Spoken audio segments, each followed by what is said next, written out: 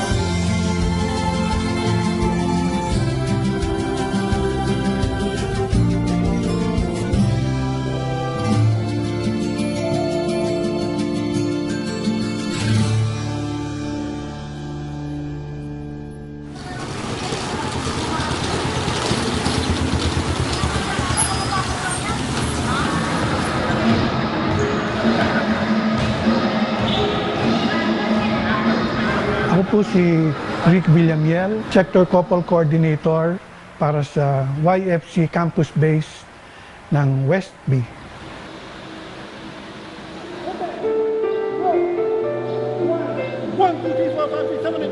E-exercise tayo. Ang tawag doon sa exercise is Tai Chi. It's a Chinese, yung nakikita nyo sa luneta. Yun, ganun ang gagawin dito. Ginagawa natin to for more than a year already, every Saturday morning. Masarap ang pakiramdam mo pagkatapos nito, yung slow motion. Na papawisan ka na dito pagkatapos ng 45 minutes, pero hindi ka hapo. Maganda po, kasi nakakasigla sa katawan. Sana kung pwede lang na para sa akin, 73 years old, gusto sana kung pwede pa araw-araw. Pinag-aral ako ng magulang ko sa isang Catholic school, from prep to college. Tapos, hirap na hirap akong pumasa bawat grado, high school. My parents were business-minded, both of them. So, exposed ako sa kanilang gawain, maliit pa ako. They were in the food business, ice drop business. Siyang as grade 5, mamando na ako mga 30 tao. Na-enjoy ko yung pagtutulong sa kanila. Kasi ang sarap yung napapawisan ka, yung gano'n. Yung hilig ako sa manual work, yung nagbubuhat. Kung ano yung ginagawa ng mga tao namin, yun din ang ginagawa ko. Hanggang tumanda na ako, hanggang ngayon, hindi na rin ako nakapagtrabaho sa labas. Yun na lang, kasi when they passed away, sa akin na rin napunta yung negosyo, kaya ako na rin nagpatakbo.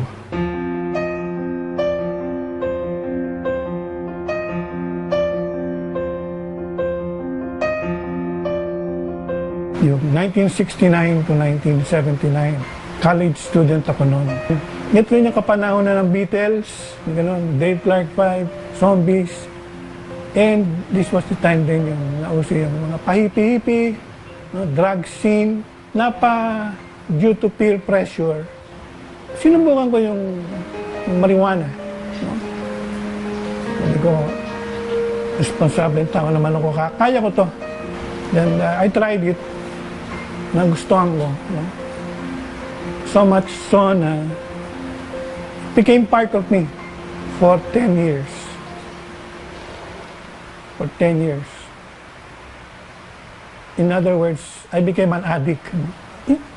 Yung unang try ko nun, parang sigarilyo. Nagsisigarilyo rin ako nun eh. Parang ang pakiramdam mo, parang ang sarap. Masarap talaga. Kaya ang dami na naloloko doon eh. Hindi mo iniisip ang problema mo. Kung meron man, kayang-kaya mong solving. Kasi you're under the influence nga eh. Hindi lang ako siguro high or sabog kung tulog ako. Pero pagising ko, yung sigarilyo ko, marijuana na. No? And then there were other drugs, no? LSD, wala pang shabu nun. LSD, uppers, downers. I was into it really. Yung downside nun is, I thought I could handle it. I was wrong. I was totally wrong. Sumbang sobra na. Sobra na yung nasa'yo na lahat eh.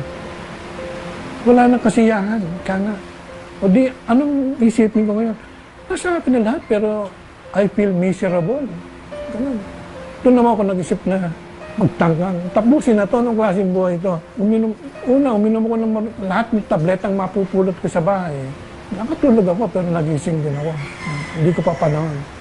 Isa pa naman yung tinangkang kong yung bigtiin ng sarili ko. Yun, ginawa ko yun. Sa garahe ako, sinara ko yung pintuan, walang tao. Tayo ako sa silya. Tapos, okay na to. Inula ko yung silya para matuluyan na ako. Hindi ko pa panahon siguro dahil napasok ako sa rehabilitation. Meron akong warrant of arrest na kasi para maipasok lang ako sa I was into this DARE Foundation. I was there for 3 months. There are times na na-overcome ko na to, addiction. Hindi ko kaya rin eh. Niloloko ko sarili ko yung panahon. 10 taon na yun. It took charge of my life.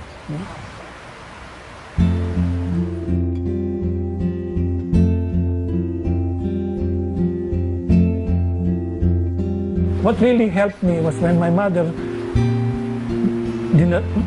knows me very well. Ito yung ginawa niya. Sinama niya ako sa Ateneo. Every time I have a personal problem, dinadala niya ako doon. Rick, halika, may pupuntahan tayo. Tapos he talks to one priest, and then that priest talks to me for about 3 to 6 months, once a week. Yan si Father Chambers yun. Siya yung malaking tulong sa akin. Parang in-exercise niya ako. Having a personal relationship with the Lord changed my life for good. Yung high ka sa drugs, sandali lang yun eh. Saka alam ko na, gawain ng ano yun. Demonyo. It's not real. Yung high sa Panginoon, pagising mo pa lang, it will overwhelm you. You do it joyfully, hindi yung napipilitan ka. Ang sarap, ang sarap. Kaya ano eh, as I always say, isang pa ako lulugar. Ang sarap dito, sa Kanya. Sa Kanya. Ang sarap talaga. Ito yung high spiritually for the Lord. God. It's like living in heaven. Nandito ka pa lang sa mundo. Ganon. Ganon ang pakiramdam ko. Napakasaya ko. Tapos, nandito pa si Libby. Nililigawan ko siya noon.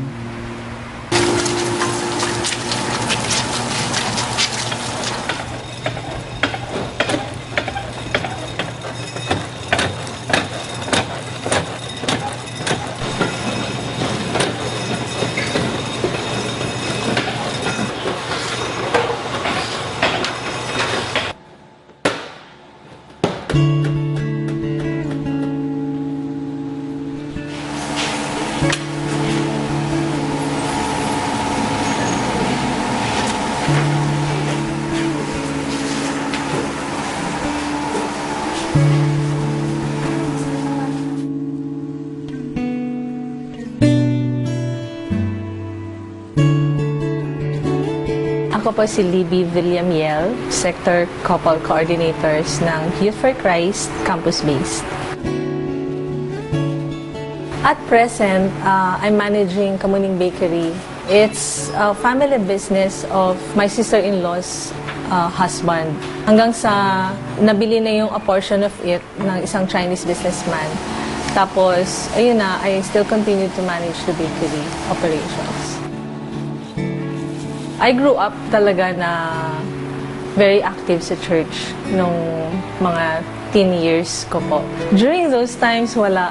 As in, friends in school, meron. Pero we only get to be friends in school. Tapos after that, wala naman kaming phone sa bahay. So, no communications with my classmates. Even nung mga bandang weekend, we're only allowed to play like with our siblings lang for an hour exercise. Morning exercise lang yon. Tapos, we go back to our chores na. Nakikita namin yung difference with other children. Kaya lang kasi parang sobrang namin na-enjoy our life being young siblings. Kung iisipin na iba, parang nasasakal kami. Pero actually hindi. Kasi we never had a taste of that being with other young people like my classmates, yung bonding with them. We never had any too long experience with them. Kasi nga, we have to go home early. So we never missed it. Naging active po ako sa church, sa parish namin. Nung one time nagsisimba kasi kami buong family. And then nakikita namin na minsan sumisilip ako on the side. Nakikita ko na may mga kabataan na parang sobrang busy sila. So parang naghanap ako ng something else to do. So tinanong ko yung seminarian brother how to go about it. Parang being one with other young people. So pinakiusapan ko sila to come to our home para imbitahin kami personally. Para maipagpaalam na rin sa magulang namin. Kasi I'm sure hindi ako papayagan ko ako lang mag-isa. And then hanggang sa nung lumaki ako, naging active na po ako sa church. Nung tumanda na ako and nung nag-work na ako, doon lumabas yung parang nagkaroon na ako ng freedom. Kasi nung nag-start na ako magtrabaho, hindi ako nagpapaalam sa dad ko, kundi ini-inform ko na lang yung daddy ko na, and then, doon ko na-enjoy yung parang, yung youth ko. Nung nakapag-asawa na kami ni Rick, my life really had to revolve around him. Siya lang talaga.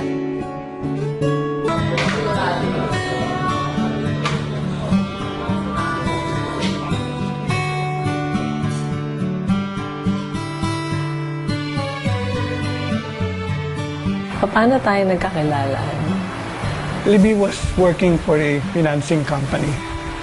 Kami naman, we were in the manufacturing business. So we would need financing. Yun, we would go to her office along Buendia. Nakausap ko siya first time sa phone before sila nagpunta sa office. Nung narinig ko yung boses niya, medyo doon ako na-attract kasi ang ganda ng boses niya over the phone. And ang imagination ko tungkol sa kanya, parang wow, ang gwapo nito, tapos parang marunong kumanta, parang ganon. Kasi sobrang in love ako sa mga singers. Siya ganon din, ang ganda ng boses sa telepono. Oo. Nagwala na kami. Mapa-imagine ka na, wow, ganda siguro ito sa personal. Ay, hindi ba? Well, nung pinakilala na siya sa akin ng parents niya, nagulat ako kasi it was so obvious na malaki yung agwat namin. And then, sabi ko, parang awesome, amazing na yung with that kind of voice, and then, very mature, parang ganon. Tapos, ayun na, we started getting along with each other. First time I saw Libby, I was attracted agad. Parang hulog ng langit. He didn't make ligaw naman. We just became really very, very close. Until the time na we were at home. Sabi niya, Libby, tayo na lang. Gumanon siya. Parang doon ko lang nakita na seryoso siya. And ang initial reaction ko was, sige tara, tayo na lang. I think that was the middle of a week eh. Tapos nung weekend, naghahanap na kami ng simbahan. Ang ganon. I was already 43 years old then. Ito na. Time constraint. Panahon na. Yung bang 43, 28. 28. We got married 1991. So, it's our 25th year this year, 2016. Sa September. Adjustments being with each other. Medyo malaki. Kasi we had a hard time trying to parang conceive. Hindi kagad kami nagkaanak eh. After 2 years. Nagpatingin kami pareho. Ako pala yung may diferensya. Mababa yung sperm count. So I was given medication. Tapos after that, double time makaapat. Para makahabol. ako sa train. And the Lord was just, generous, very generous. Bigyan kami apat na ngayon.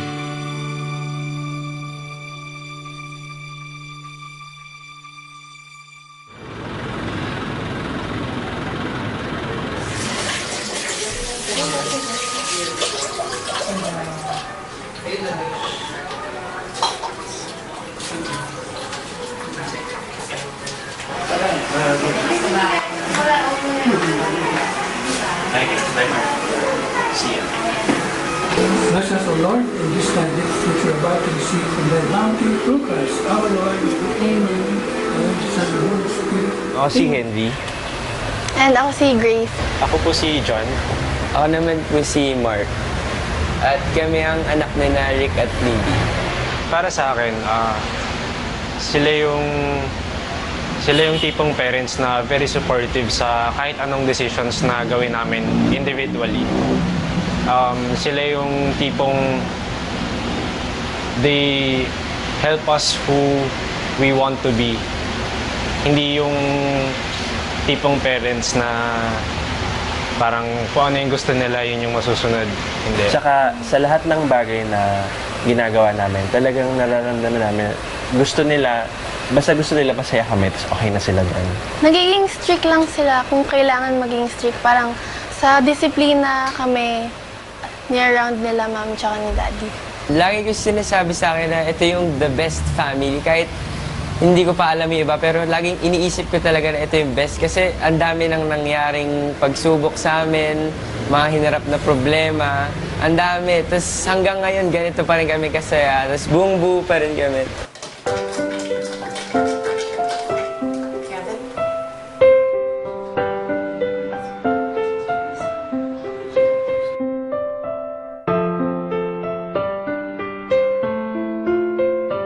Si Tito Rican, he's the kind of man na he means what he says. Pero he's not really showy. Parang, ako yung maano sa, like when we go out in malls, ako yung kakapit sa kanya, yung gano'n. Tapos minsan, kahit pagtinginan kami ng mga tao, parang I don't really care. Bakit mo yan? Kasi sampot yung buho ko baka apo. Hindi ko na, I don't give it a thought. Kung ano ang isipin nila. Wala sa akin yun. They can think what they want. Bali wala sa akin kung ano man ang isipin ng mga ibang tao.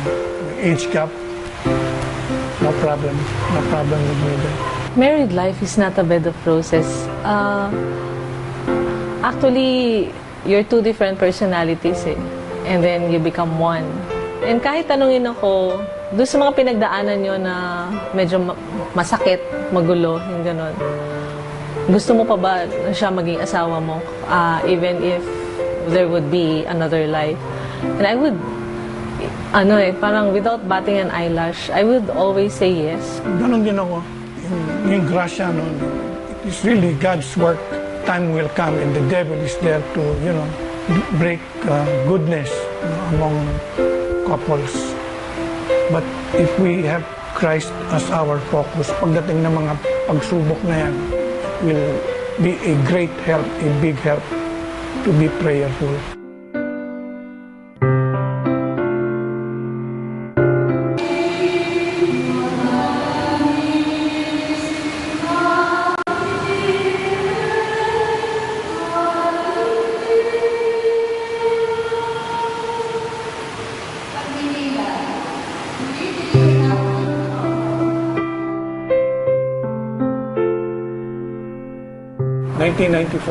August, in-join ko. Walk-in kami. Walk-in, nagtawag lang kami sa pinakamalaki. Yung simbahan namin sa Kamuning Sacred Heart Parish. Pinatawag ko si Libby kasi we wanted to join. Asking din po ano masasalihan namin. So, nagtanong kami. Tama-tama may CLP sa Corpus for Christ sa Sacred Heart Parish. Orientation. So, yun ang una-una eh. So we missed that orientation pero yung next 12 sessions tsaka yung graduation. Hanggang ngayon, hindi na kami talagang umabsent. Yung difference nung married life namin, nung wala pa kami sa Couples for Christ versus yung when we were with Couples for Christ na sobrang laki talaga. Like, for instances, there are simple situations na minsan may pagtatalunan kami na sobrang liit na bagay. Nangunguna talaga sa amin yung pride. Ayaw patalo. But then, being with Couples for Christ and being exposed to other people in the community, and since our service is young people talaga, Youth for Christ, we learned how to be more understanding. Ganun din. Ang daming teachings, retreats, recollections. Kaya, paano ka hindi tatamaan, paano ka hindi magbabago, paano ka hindi matutuwa. Kaya ang yung service for the Lord is, God bless, we do this joyfully. Pero medyo tanghali.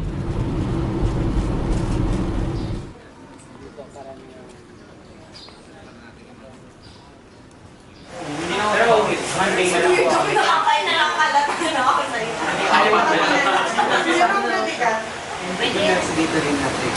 Kaya sobrang nakakatuwa na step out para... Ngayong hapon, nandito ang mga kabataan, YFC, Youth for Christ, to talk about planning. Magkakaroon din tayo ng calendaring of activities. So, para ma-plot na namin kung ano yung activities natin for the next school year. Our service with CFC, YFC, we really handle the campus-based of Youth for Christ. Campus-based meaning these are the students in universities. And in West B Metro Manila, West B covers yung University Belt. Kasama yon. So, most of them are really those age na nasa college na. And we get to coordinate with them certain activities that are disseminated by the international mission. Ano pa kaya ang gaganda sa pakikipaghalubilo namin sa mga kabataan on a very wide scale? Yung West B YFC campus base is around 3,000 kids. Imagine that. The 15-year gap, for me, is also a very, very parang good combination. Why? Kasi there are certain wisdom na he would be having ahead of me. Kung ako hanggang parang dito pa lang, like when we tackle or when we address issues of the young when we are with the Youth for Christ, after dealing with them, more on the funky stuff, then they go to Tito Rick for more on the pastoral issues. So, I think we could blend well.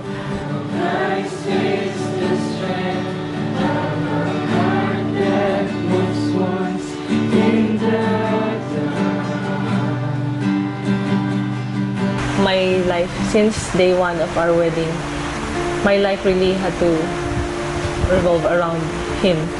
Kahit malaki agwat namin, pero gusto ko siyang alagaan. Gusto ko masarap yung kakainin niya. Gusto ko marunong siyang, yung maganda siya magbihis. Pero ayoko siya mag-color ng hair niya kasi magsiselos ako. Selosa ako eh. Minahal ko na si Libby noong pa, nasal kami. Pero habang tumatagal ang panahon, lalo pa siyang minamahal at mamahalin. Bakit? Really? I cannot help it eh. With the graces the Lord bestows on us, my God. Siksik, diglig, umaapaw pa, ang tuwa, ang pagmamahal. Bakit? Saan pa ako lulugar? Ang sarap na ng buhay na. All because of love for one another.